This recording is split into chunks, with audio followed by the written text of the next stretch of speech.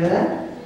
Vamos a dar paso ahora a la comentarista, la doctora Margarita Alegría de la Colina, que nos va a comentar la conferencia del licenciado.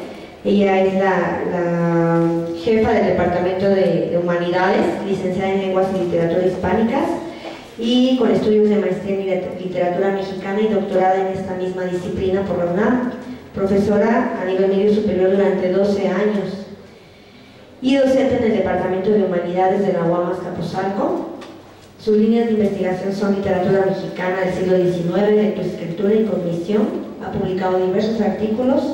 También, asimismo, la UAM dio a conocer su tesis doctoral bajo el título Historia y Religión en Profecía de Huaytimoc de Ignacio Rodríguez Galván, símbolos y representaciones culturales, hablando de toda esta cuestión de que la cultura no es solo arte, sino va más allá de la religión, a la lengua, a muchos símbolos que conforman una sociedad.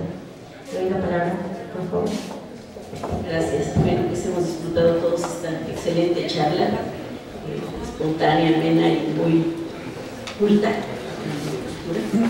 Y bueno, ciertamente pues no tendría ni el tiempo ni fue mi intención a hacer una réplica en términos de ir dando un seguimiento histórico también de la cultura mexicana en función de la cultura cubana, pero ciertamente pues tenemos con espacios temporales experiencias muy similares. Y nada más resumo esta búsqueda de también los escritores y los artistas mexicanos por encontrar su identidad en los escritores de una academia que se fundó en 1836, la Academia de San Juan de Letrán, a la que pertenece Ignacio Rodríguez Galván, el escritor sobre el que yo trabajé en mi tesis doctoral, un poema que se llama Profecía de Huaytimoc, en el que Rodríguez Galván invoca en Chapultepec, en el cerro Chapultepec, invoca a los centros prehispánicos, la tierra tiembla, una mano cadavérica lo atrapa y empieza un diálogo con Cuauhtémoc, haciendo una reflexión de lo que ha sido la historia de México hasta ese momento, un repudio por supuesto a la conquista de los españoles, pero de pronto sorprende al lector una estrofa en la que pregunta dónde Cortés está, dónde Alvarado, como una búsqueda de algo que pudo haber sido todavía mejor que lo que viene, y realmente en una profecía señala que el conquistador que viene del norte va a ser más bárbaro y cruel que el español.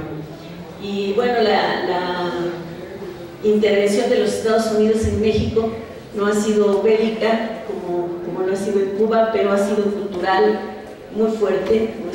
Nuestra vecindad con ellos pues evidentemente nos deja llegar con mucha fuerza el peso de la cultura, y la cultura está bien, el fenómeno intercultural es importante.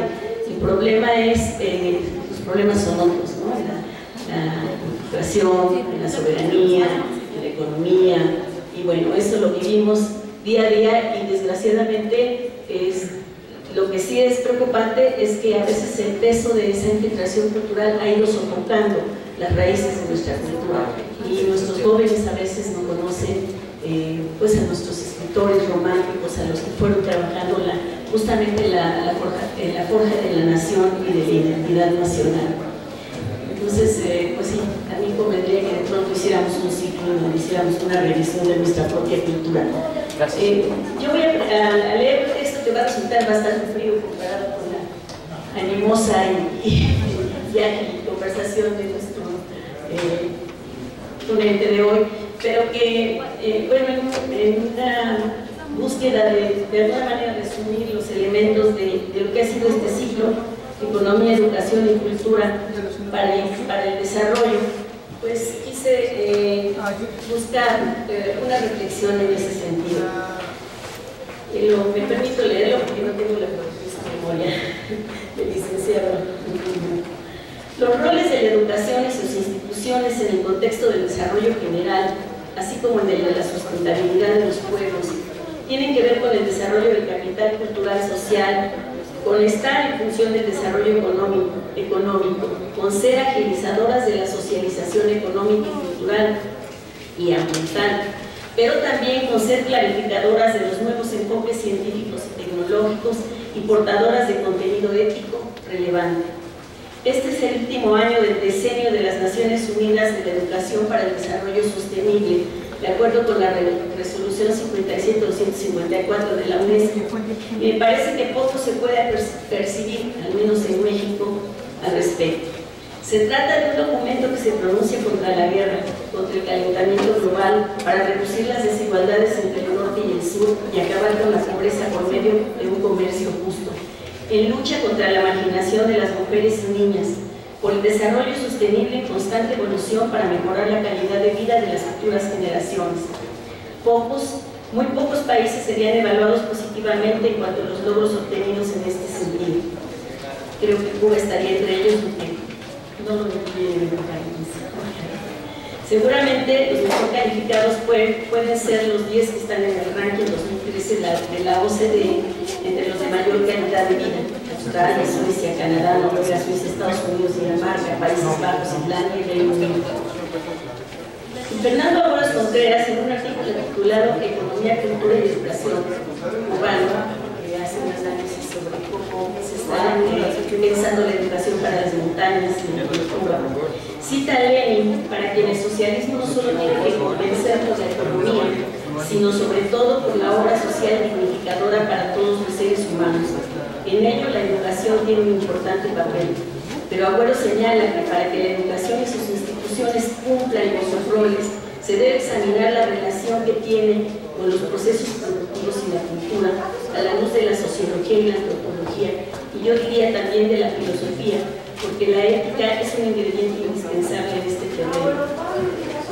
Leslie White, un culturalista norteamericano, ha dicho que aunque la cultura fue creada por el hombre, este por sí mismo no puede controlarla ni dirigir su curso, que la conducta de los pueblos está determinada por su cultura y no a la inversa. Concediéndolo, tenemos que reconocer que solo el sistema educativo de un país, a través de sus instituciones, podría ir modificando a lo largo de generaciones algunas prácticas culturales en relación con las necesidades económicas y sociales de los pueblos, porque, como dice el propio White, educación es el nombre del proceso por medio del cual la cultura es transmitida de una generación a otra y de un pueblo a otro.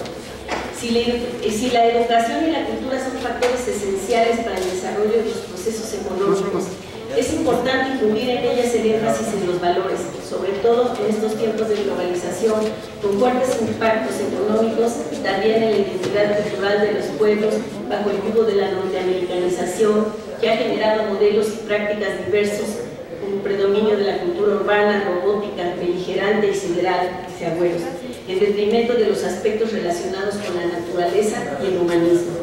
El hombre, denuncia Terry Eggleton, se robotiza porque quiere manejar su cuerpo en un constructo cultural que, como arcilla, pueda moldear las manos del masajista o los químicos de pastillas e inyecciones. En una postura anticulturalista, opuesta a la de Leslie White, rechaza que la naturaleza, el sexo y el cuerpo sean producto de las convenciones simbólicas. Mientras que White considera que la simbolización es un tipo de conducta por medio de la cual se otorgan significados imperceptibles de forma libre y arbitraria a las cosas o acontecimientos. Conducta propia solo del hombre, que asocia construcciones simbólicas a la ganancia, el mercado, el dinero, que penetran en la cultura popular, generando consecuencias que impactan todos los niveles y escalas de la vida social. Aunque habría que reflexionar acerca de si la simbolización es siempre y totalmente arbitraria, es un hecho que las construcciones simbólicas mencionadas por White tienen un impacto en la vida social. Por su parte, Eggleton apunta que el determinismo de los culturalistas implicaría que transformar una cultura fuera una tarea descomunal, y para él la naturaleza es un material mucho más manejable, por lo que alienta una visión ecológica posmoderna obsesionada con su fragilidad.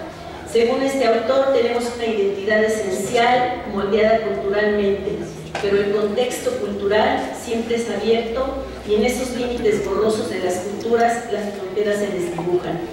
En ese mismo mismo concepto de frontera se apoya Yuri Lotman cuando habla de semiosfera y considera que en las culturas siempre hay explosiones debidas a la erupción en el sistema de elementos extrasistémicos, porque el mundo se extiende más allá de sus límites. Lo dinámico y lo estático, lo homogéneo y lo heterogéneo se relacionan de entonces, y donde había dos semiosferas se forma una nueva. El futuro se presenta como un espacio de los estados posibles. Por ejemplo, el caso de tantos mexicanos viviendo en Estados Unidos y llevando parte de nuestra cultura allá, indudablemente está en la construcción de una nueva semiosfera cultural. Lo anterior también es cierto e implica que la educación puede remodelar la cultura de un pueblo, lo cual debe hacer siempre en busca de una obra socioeconómica dignificadora para todos aquellos que la conforman. Pues Eggleton ha dicho con acierto que una persona nunca está completamente determinada por el contexto y que en algún grado siempre es algo abierto e impreciso. Declara con base en esto que nuestros cuerpos, al moverse dentro de un medio simbólico y al ser de un tipo material específico, poseen capacidad de ir más allá de sus límites sensibles para prolongarse en lo que conocemos como cultura, sociedad, tecnología. Entonces se puede educar para el cambio, promover acciones que despierten la creatividad y favorezcan la independencia y la autonomía en un quehacer ciudadano y profesional que coadyuve al avance de procesos socioeconómicos y culturales sanos y favorables al bien común, lo que indudablemente incluye el medio ambiente. Pero la voluntad es necesaria para que esto sea posible, la voluntad de los estados, de los medios de comunicación y de los ciudadanos. Y es aquí donde parece que tendríamos que darle la razón a White. Unos y otros se muestran inamovibles ante los grandes retos de la civilización, ante sus propias necesidades apremiantes, ante los riesgos que ha provocado la conducta irracional del hombre al agotar y destruir la naturaleza. Realmente el mencionado decenio de la educación para el desarrollo sostenible, como tantos otros documentos de la UNESCO y de la OCDE, están llenos de buenas intenciones, entre ellas que los agentes adquieran pensamiento crítico y creativo, que respeten la tierra y la vida, que se comprometan al fomento de la democracia, tener en cuenta la educación en los planes de desarrollo sostenible, sensibilizar a los ciudadanos acerca de la importancia de este desarrollo, realizar un tratamiento sustancial a cargo de los medios de comunicación de las cuestiones relativas al desarrollo sostenible, que no se limite a publicidad gubernamental para exaltar uno o dos programas que cuando se estudian a fondo resulta que no están cumpliendo realmente su objetivo. Se supone que este diseño, que termina justo en 2014, se centraría en la educación básica, en un intercambio de conocimientos, actitudes, valores y perspectivas enmarcadas en el aprendizaje para toda la vida, que reorientaría los programas educativos desde la escuela infantil hasta la universidad a fin de que transmitieran conocimientos orientados hacia la sostenibilidad, mejorar comprensión y conciencia de los ciudadanos, una serie de buenas intenciones que sí se concretan en esfuerzos aislados, pero que en el caso de nuestro país no es sistémico, no es una cuestión de Estado, no es un compromiso de Estado. Podemos mencionar, por ejemplo, que en nuestra casa de estudios y concretamente orientadas a Azcapotzalco tenemos esfuerzos muy importantes como el PIDESTI, que es un proyecto encabezado por la maestra Irma Juárez del Departamento de Sociología, un proyecto interdisciplinario en que se han sumado profesores de todas las tres divisiones y que ha hecho labor en los Tuxtlas, en Veracruz, en la zona donde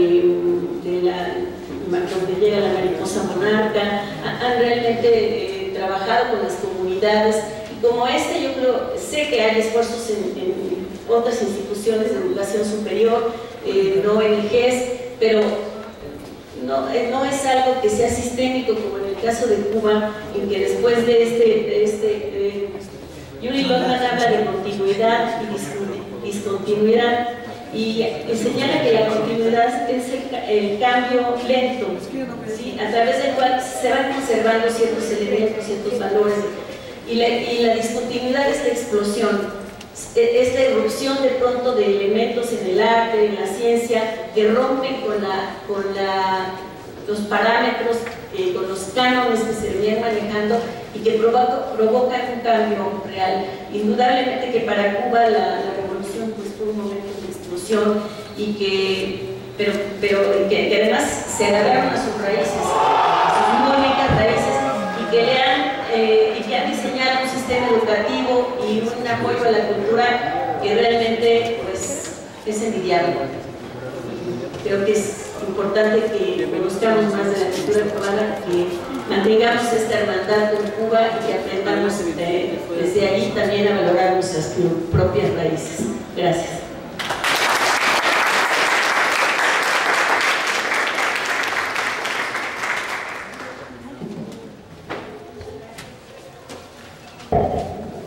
Muchas gracias, doctora. Muchas gracias a todos los que continúan aquí con nosotros. Y vamos a pasar a un intercambio de preguntas y respuestas. Si alguien tiene alguna duda, algún comentario que quiera hacer con los ponentes, de los que estamos aquí, alce la mano, por favor. ¿Alguna duda, alguna cuestión que quieran hacerle a nuestro ponente, nuestro conferencista Juliet? ¿Alguna pregunta, no sé, de los Babalao, alguna cuestión que quieran hacerle? Vamos a hacer serie de preguntas y posteriormente hacemos 5 preguntas y ya se dedicará a contestar. ¿Le parece perfecto? Sí. Buenas tardes, antes que nada, y gracias por tomarse el tiempo para este tipo de cosas. Y mi pregunta va dirigida hacia el camarada cubano aquí presente. En México existe un antagonismo, considero yo, entre lo que es cultura y usos y costumbres que los intelectuales han querido llamar, ¿no? ¿Usted podría darnos una respuesta, si es que existe, en cuanto a cómo se diferencian estas dos? Gracias, ¿alguien más? Gracias. Hace la mano y yo voy hasta su lugar, no se preocupe.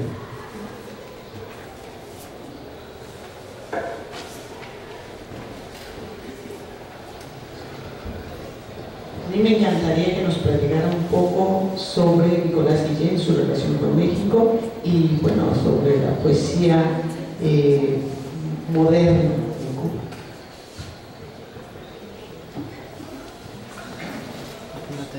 Ahí hay dos preguntas. Dos para una conferencia completa. Sí, a mí me gustaría que ampliara un poco su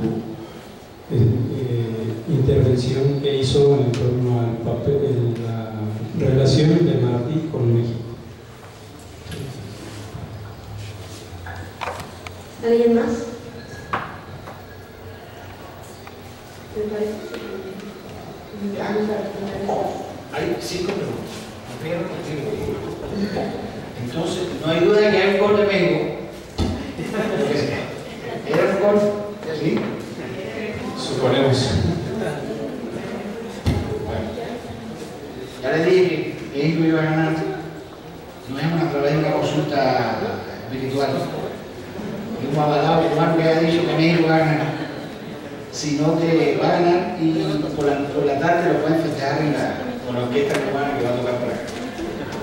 Bueno, uso y costumbre. En el caso de Cuba, fíjate, yo pienso que eso ocurría, eso que tú decías, que es un antagonismo en relación a definir uso y costumbre o que eso forma parte de la idiosincrasia del cubano o del mexicano o lo que sea. Cada uno incluso con sus particularidades dentro de una misma región, en un mismo país. En el caso de Cuba, antes de 1959 existía eso. Incluso eran renegados a límites que no te puedes imaginar los usos y costumbres de los griegos cubanos. Eso después del 59 cambió en una amplitud de 360 años. Es decir, la idiosincrasia de un ser humano es parte de su cultura. su herencia, su tradición, incluso su forma de caminar, de gesticular, el tono de voz, la frase que utiliza, cómo las utiliza. Ahora, eso es una cosa, y otra es la vulgaridad, la falta de respeto. Eso sí es condenable desde todo el mundo, que merece. Los pueblos latinoamericanos merecen que se estudie su esencia desde todo el punto de vista, la manera de bailar, no solo los bailes, fíjate, la herencia de un baile, como puede ser, no sé, el son cubano, o la guaracha son, el son montuno, tiene que ver con particularidades de quiénes lo bailan, cómo lo bailan, tanto la mujer como el hombre. Ahora, hasta cierto punto, en Cuba, después del 59, de todas formas se establece un programa nacional de estudio de las comunidades.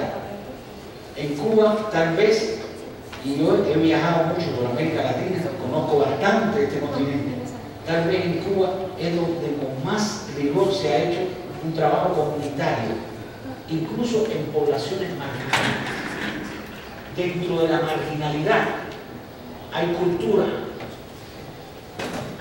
que forma parte de la herencia. Ahora, tú tienes que saber distinguir qué cosa es una cosa y qué cosa es otra. Se creó incluso en Cuba el Centro Nacional de Cultura Comunitaria. Existe actualmente, perteneciente al Ministerio de Cultura y que le responde directamente a los intereses de la más alta esfera del gobierno de Cuba. ¿Qué pasa en las poblaciones? Porque no es lo mismo la capital que una población concentrada en la Sierra Maestra, en la parte más alta de Cuba. ¿Cómo llegar allí? ¿Cómo masificar la cultura allí, el deporte? En la Sierra Maestra, no en la capital. O en poblaciones que siempre sufrieron porque no solo los negros en Cuba, fíjate, en Cuba había una tendencia antes del 59 de subvalorar a toda aquella cultura, ya fueran usos y costumbres, ya fueran tradiciones, que viniera, o fíjate hasta dónde llegaba, de la zona occidental de Cuba, es decir, Pinar del Río, que es la zona más occidental de Cuba, no aparecía ni en el mapa, era como una especie de odio.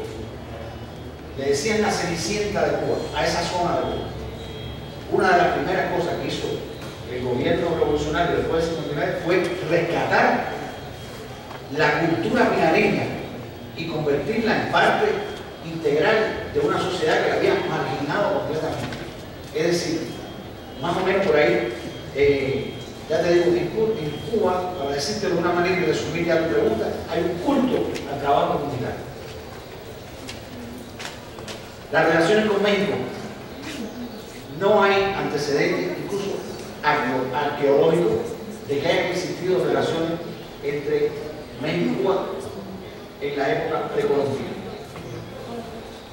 Algún que otro puede pensar que mayas llegaron a las costas cubanas, más bien que mayas llegaron y que taínos llegaron acá.